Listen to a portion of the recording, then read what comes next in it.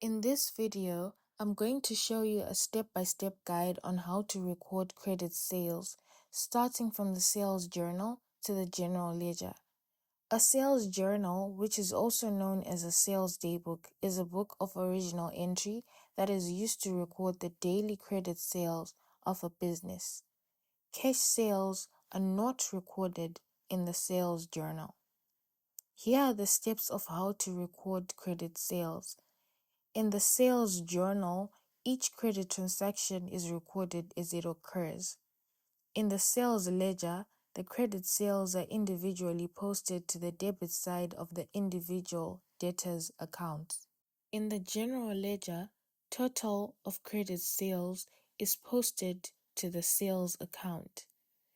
Here's an example of what a sales journal would look like.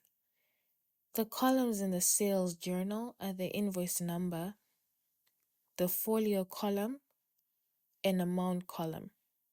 The total of the credit sales is transferred to the sales account.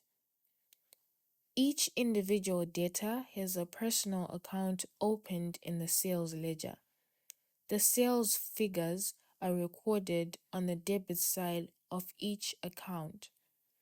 Finally, in the general ledger, the total credit sales are recorded on the credit side of the sales account.